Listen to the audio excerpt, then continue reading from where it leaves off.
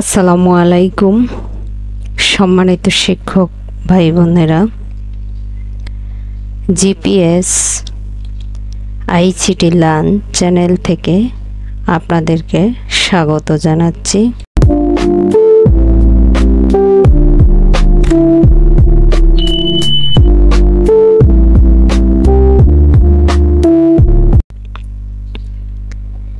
উপবৃত্তি 2024 এর নিষ্ক্রিয় শিক্ষার্থীদেরকে সক্রিয় করবেন কিভাবে,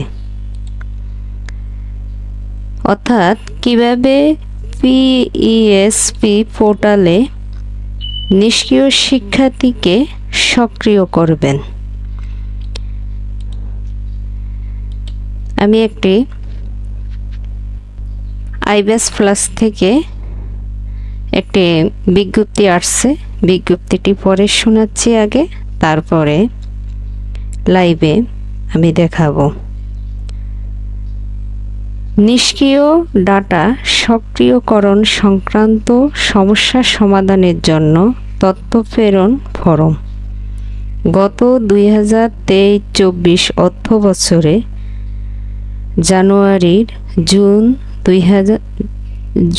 2024 সময়ে উপবৃত্তি বিতরণের নিমিত্ত শিক্ষার্থী শ্রেণীর হালনাগাদকালীন সময় কিছু কিছু শিক্ষার্থীর ডাটা ভুলক্রমে নিষ্ক্রিয় করা হয়েছে মর্মে মাঠ পর্যায় থেকে জানা যায়।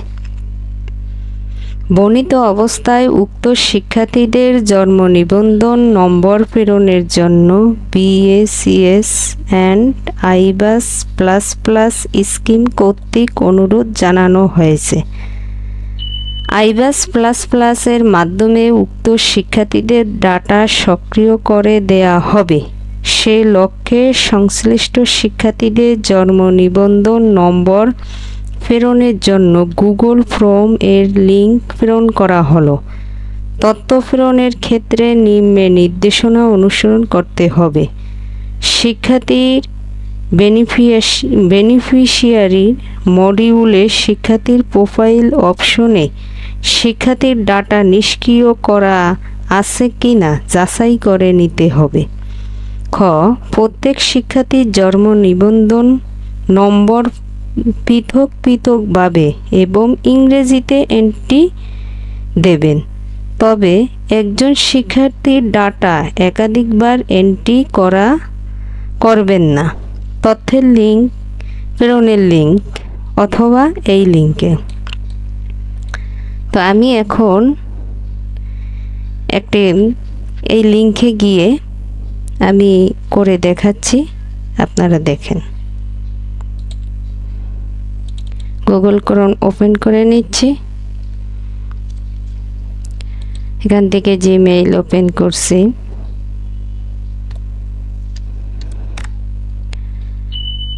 অ্যাড্রেস বারে আমি ডিসক্রিপশন বক্সে দিয়ে দিব, লিঙ্কটিতে ক্লিক করে আপনারা সরাসরি এই গুগল ফর্মে চলে যেতে পারবেন।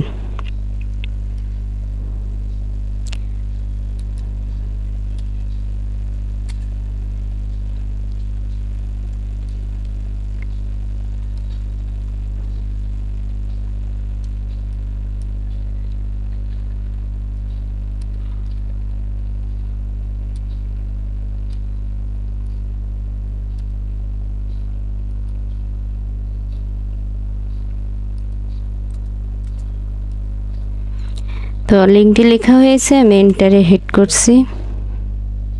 তো আমি গুগল ফর্মে চলে আসছি। দেখেন গুগল ফর্মে কি লেখা হয়েছে। এই লেখাগুলো আমি আগে পড়েছি, তারপরও আপনাদের সুবিধার্থে আপনারা পড়ে নিতে পারেন।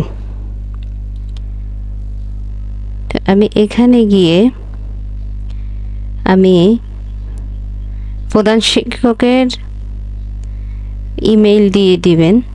তো এখানে আমারটা দেওয়া আছে, তো প্রয়োজনে আপনি বা আপনার প্রধান শিক্ষকের ইমেইল অ্যাড্রেস, জিমেইল অ্যাড্রেস দিয়ে দিবেন। এখানে আমি জেলা নির্বাচন করুন, তো জেলা নির্বাচন করে দিয়েছি। সমস্যার ধরন, সমস্যা নিষ্ক্রিয় করা হয়েছে, সক্রিয় করার প্রয়োজন। 2 নম্বরে ভুল কর্মে নিষ্ক্রিয় করা হয়েছে, সক্রিয় করার প্রয়োজন। পুনরায় বিদ্যালয়ে ফেরত এসেছে, সক্রিয় করার প্রয়োজন। তো আমি 2 নম্বর অপশনটি ক্লিক করছি, কারণ আমরা ভুল করে কর্মেই নিষ্ক্রিয় করে দিয়েছি। তো এখানে ক্লিক করে দিচ্ছি। এরপরে শিক্ষার্থীর যে 17 ডিজিটের জন্ম নিবন্ধন নম্বর ইংরেজিতে লিখুন। ছকে একটি বেশি জন্ম নিবন্ধন নম্বর লিখবেন না। তো আমি শিক্ষার্থীর জন্ম নিবন্ধন নম্বরটি ইংরেজিতে লিখে দিচ্ছি।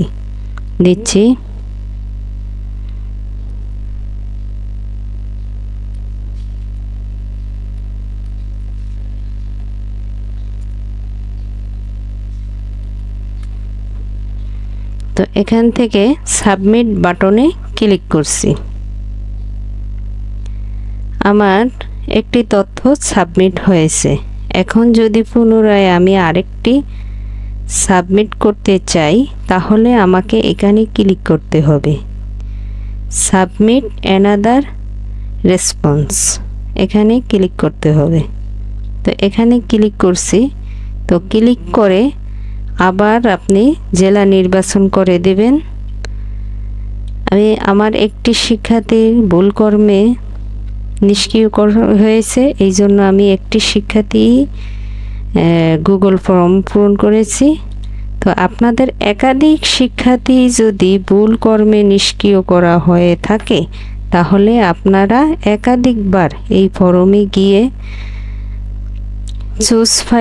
চুজ জেলা নির্বাচন করবেন। জেলা নির্বাচন করে তারপরে সমস্যার ধরন ভুল কর্মে নিষ্ক্রিয় করা হয়েছে, তারপরে এখানে 17 ডিজিটের শিক্ষার্থীর জন্ম নিবন্ধন লিখে তারপরে সাবমিট বাটনে ক্লিক করবেন। মনে রাখবেন, এক একজন শিক্ষার্থীর জন্য এক একটি ফর্ম পূরণ করতে হবে। তবে খেয়াল রাখতে হবে যে শিক্ষার্থীটি কি নিষ্ক্রিয় হয়েছে কিনা, এজন্য আপনি আপনার পোর্টালে গিয়ে দেখে নেবেন। ধন্যবাদ সবাইকে। তো আমার চ্যানেলটি সাবস্ক্রাইব করার জন্য বিশেষভাবে অনুরোধ করছি। আসসালামু আলাইকুম।